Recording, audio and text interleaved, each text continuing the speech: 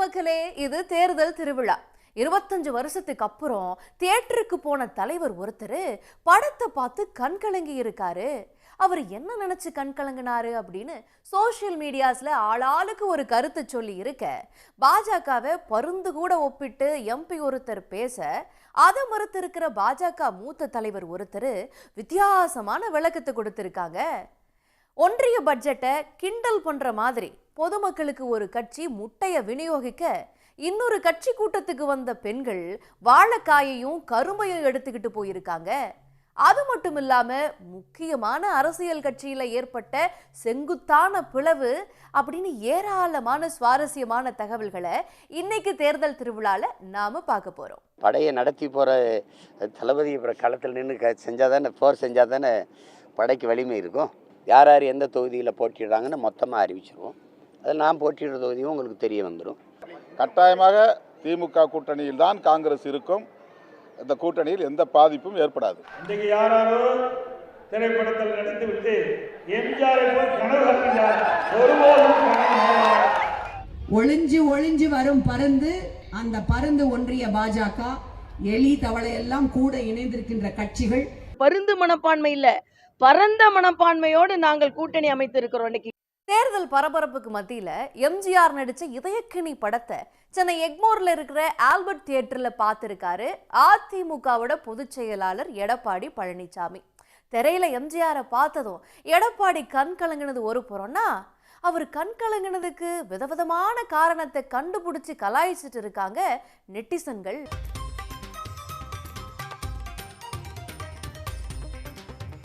படம் முடிஞ்சதும் மேடைக்கு போற எடப்பாடி பழனிசாமி 25 வருஷத்துக்கு அப்புறம் முதல் தடவை தியேட்டர்ல போய் படம் பார்க்கறதா பேசுறாரு.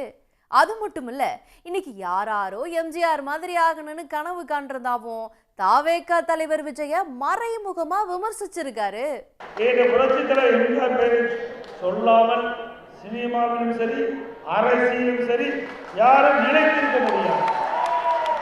அந்த அளவுக்கு மக்கள் சக்தி படைத்த தலைவர் புரட்சி தலைவர் எம்ஜிஆர் அவர்கள்.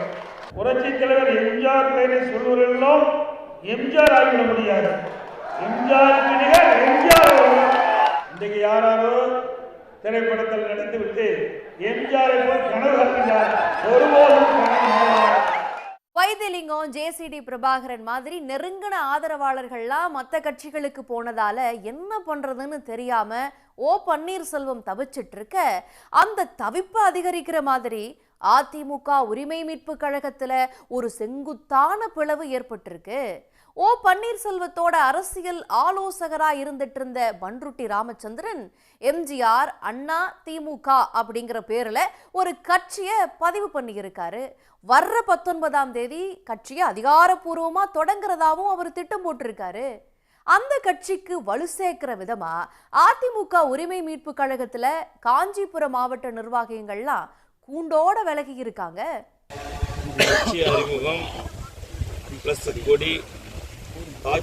அறிவிக்கிறாங்க ஐயா. பிறகு வருகின்ற 23 திங்கட்கிழமை அன்று அறம் வளர்த்த நாயகி கன்வென்ஷன் சென்டர் அதில் வந்துட்டு நிகழ்ச்சி ஏற்பாடு செஞ்சிருக்கோம். இந்த அதிமுக அமமுகவுக்கு நடுவில் இருந்தது சொத்து பிரிக்கிறதுக்காக போடுற பங்காளி சண்டை தான் அப்படின்னு ஓப்பனா பேசியிருக்காரு தேனி மாவட்ட அமமுக செயலாளரான காசிமாயன். சொத்துன்னு சொல்றாரே, அது என்னவா இருக்கும் அப்படின்னு 2 கட்சி நிர்வாகிகளும் யோசிக்கிற அளவுக்கு இருந்துச்சு அவர் பேசின பேச்சு. எங்களுக்கு எது காலத்தின் கட்டாயம் இந்த பங்காளி சொத்து பிரிக்கல சில மனவருத்தம் இருந்துச்சு. அதுக்காக இப்போ அவன் மனவருத்தம் எங்கள் அண்ணன் அடித்தா தம்பி பார்த்துக்கிருப்பானா, தம்பி அடித்தா அண்ணன் பார்த்துக்கிட்டு இருப்பானா, அதெல்லாம் இன்னும் நடக்காது. இந்த வரக்கூடிய 2000 சட்டமன்ற தேர்தலில் நமது பாரதிய ஜனதா கட்சியின் சார்பாக ஒரு பெரிய கூட்டணி அமைச்சிருக்காங்க. 16 கட்சி கூட்டணியை 16 பேர் நாங்கள் ரெடியாக கம்போர்ட்டுக்கு வர ரெடியாக இருக்கோம். யாருக்கு விட்டு கொடுக்க மாட்டோம். இப்போ ராஜவாண்டியன் அவர் முதல்ல சொல்லியிருந்தா அமமுக நம்ம அதிமுக 16 கட்சி இந்த இடமே பிடிக்காது.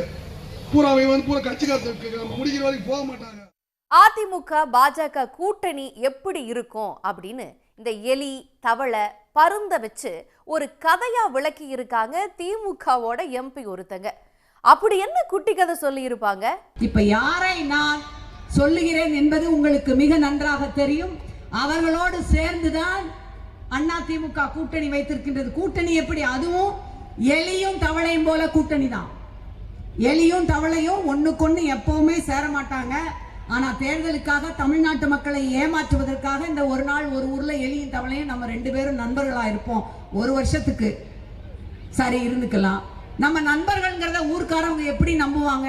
நம்ம 2 பேர் காலையும் கட்டிட்டு நடந்து போனாதான் நம்புவாங்க அப்படின்ட்டு எலியும் தவளையும் காலை கட்டிட்டு நடந்து ஊரெல்லாம் சுத்தி வர்றப்ப ஒரு குட்டை இருந்திருக்கு. குட்டையை பார்த்தவுடன் தவளை தன்னை மறந்து குட்டையிலே குறித்து விடுகின்றது. கூடவே எலியும் உள்ள போயாச்சு. தவளை நீந்திக்கிட்டு இருக்கப்ப எலி உள்ள போய் செத்து மிதக்குது. மேலே ஒரு பருந்து பார்க்கிறது. அந்த பருந்து தவளையை பார்த்துட்டு ஆஹா, தவளை கண்ணுக்கு தெரியல, ஆனா எலி ஏதோ செத்து மிதக்குதே, நல்ல இறை என்று தூக்கி செல்கின்றது. அந்த எலியோடு தவளையும் சேர்ந்து அந்த பருந்தால தூக்கப்படுது. அததான் சொல்றோம், ஒளிஞ்சு வரும் பருந்து, ஒளிஞ்சு ஒளிஞ்சு வரும் பருந்து, அதை உணர்ந்து நீ துணிந்து நில். அந்த பருந்து ஒன்றிய பாஜக, எலி தவளை எல்லாம் கூட இணைந்திருக்கின்ற கட்சிகள் அறிந்து கொள்ளுங்கள். பாஜகவை பருந்துன்னு தமிழச்சி விமர்சிக்க எங்களுக்கு ஒன்றும் பருந்து மனப்பான்மையெல்லாம் கிடையாது அப்படின்னு அதுக்கு பதில் சொல்லி இருக்காங்க பாஜகவோட மூத்த தலைவரான தமிழிசை சவுந்தரராஜன். நாங்க பறந்து பறந்து வந்து உதவி செய்யற கட்சின்னு வேணும்னா சொல்லிக்கலாம் அப்படின்னு ஒரு வித்தியாசமான விளக்கத்தை கொடுத்திருக்காங்க தமிழிசை. தமிழ் தங்கபாண்டியன் திடீர்னு அவங்க வந்து தென் சென்னையில் எந்த தெருக்களுக்கு வந்து எப்படி அவங்க பணியாற்றினாங்கன்னு எனக்கு தெரியாது. இன்னைக்கு திடீர்னு அவங்க கருத்து பருந்து மாதிரி இல்லை, பறந்து வந்து எல்லோருக்கும் உதவி செய்கிறதா எங்களோட கூட்டணி.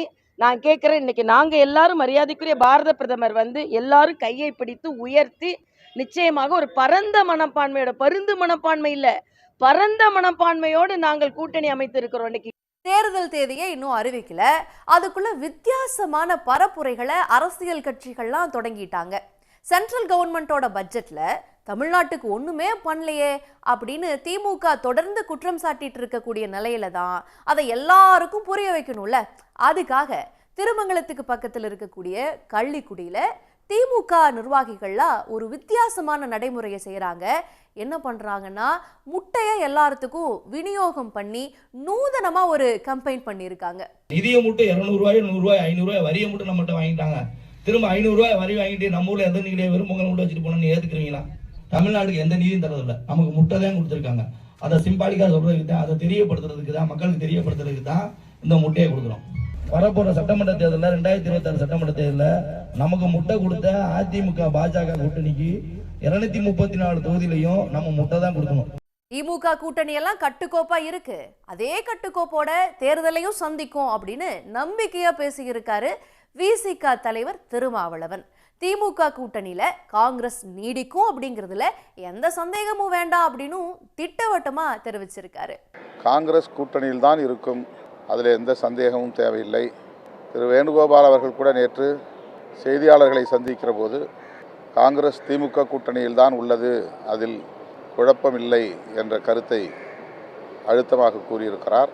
ஆகவே திமுக கூட்டணி கட்டுக்கோப்பாகவே இருக்கிறது, கட்டுக்கோப்பாகவே இருந்து தேர்தலை சந்திக்கும். தேர்தல் நேரத்தில் கூட்டணி கட்சிகளுக்கு இடையில் ஏற்படக்கூடிய சலசலப்பு இது எல்லா கூட்டணியிலும் ஏற்படும். திமுக கூட்டணியில் காங்கிரஸ் வந்து ஒரு பவர் ஷேர் கேட்குறாங்க, அது கொடுக்க முடியுமா கொடுக்க முடியாதாங்கிறத நெகோசியேஷனில் தான் முடிவாகும். இப்படி கேட்குறதுனாலே ஒரு கூட்டணி உடைஞ்சிடாது. அவங்க கேட்குறதுக்கு கூட்டணி கட்சிங்கிற ஒரு உரிமையோடு கேட்குறாங்க. நான் உங்கள் கூட்டணியில் தான் இருக்கிறோம், உங்களுக்கான வெற்றிக்காக நாங்களும் பாடுபடுறோம், காலங்காலமாக உங்களுக்கு நாங்கள் உழைச்சிருக்கிறோம், அதனால் எங்களுக்கு இந்த முறை வந்து அதிகாரத்தில் ஒரு பகிர்வு கொடுங்க அப்படின்னு கேட்குறாங்க. இதில் என்ன தப்பு இருக்குது? அது ஒன்றும் தப்பு கிடையாது. தமிழ்நாட்டு அரசியலுக்கு அது பொருந்தி வராது அப்படின்னு அவர் முதல்வர் சொல்லியிருக்கிறாருன்னா அதுக்கு அடுத்த கட்டமாக நெகோசியேஷனில் அது முடிவாகும். அது என்ன எப்படி பொருந்தி வராதுன்னு அவர் சொல்கிறாருங்கிறத அவங்க பேச்சுவார்த்தையில் விளக்குவாங்க. இல்லை அது பொருத்தமாக இருக்கும், எங்களுக்கு கொடுங்கன்னு சொல்லி மறுபடியும் அவங்க அழுத்த கொடுக்கறதுக்கு வாய்ப்பு இருக்குது. இதனால் ஒரு கூட்டணி உடையாது. கட்டாயமாக திமுக கூட்டணியில் தான் காங்கிரஸ் இருக்கும், இந்த கூட்டணியில் எந்த பாதிப்பும் ஏற்படாது. சட்டமன்ற தேர்தலில் நான் கண்டிப்பா போட்டி போடுவேன் அப்படின்னு தெரிவிச்சிருக்கக்கூடிய கட்சி தலைவர் ஒருத்தர் அது எந்த தொகுதிங்கிறத கட்சி மாநாட்டில் தான் சொல்லுவேன் அப்படின்னு பேசியிருக்காரு. யார் அவர்னு பார்ப்போமா? 234 தொகுதிகள், அதாவது வேட்பாளர் அறிமுகம் செய்கிறீங்க. சீமான் அவர்கள் அதில் ஒருவரா?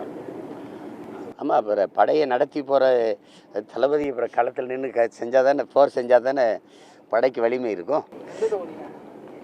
அது 2 நாள் தானே இருக்குது, அதுக்குள்ளே எதை தொகுதின்னு யார் யார் எந்தெந்த தொகுதியில் போட்டிடுறாங்கங்கிற அதை சொல்கிறதுக்கு தான் அதை சொல்கிறதுக்கு தான் மாநாடு. யார் யார் எந்த தொகுதியில் போட்டிடுறாங்கன்னு மொத்தமாக அறிவிச்சிருவோம். அதில் நான் போட்டிடுற தொகுதியும் உங்களுக்கு தெரிய வந்துடும். தேர்தல் வேற நெருங்கிடுச்சு, இனிமேல் பெண்களை எல்லாம் கவர மாதிரி ஏதாவது ஒன்று செய்யணும்ல அப்படின்னு களமிறங்கின திருச்செந்தூர் பாஜக நிர்வாகிகள் என்ன பண்றாங்கன்னா, குத்துவிளக்கு பூஜைக்கு ஏற்பாடு செய்யறாங்க. 4008 பேருக்கு அனுமதின்னு சொல்லிட்டு பார்க்குற எல்லாருக்கும் டோக்கன் கொடுக்குறாங்க. இதனால கூட்டம் அதிகமாகி தள்ளுமுள்ளெல்லாம் அங்கே ஏற்படுது. இதனால கடுப்பாகி போன பெண்கள் நிகழ்ச்சி நடந்துகிட்டு இருக்கும் போதே பந்தலுக்காக வச்சிருந்த வாழைக்காய், கரும்பு இது மாதிரி எல்லாத்தையும் பறிச்சுட்டு போயிட்டாங்க.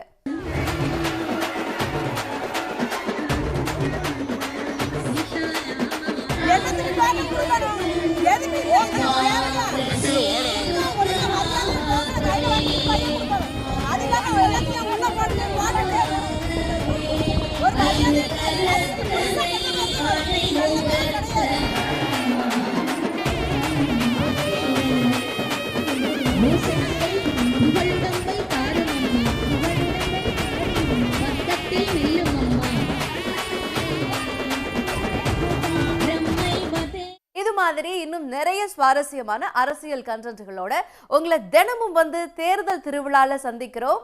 நன்றி, வணக்கம் நேயர்களே.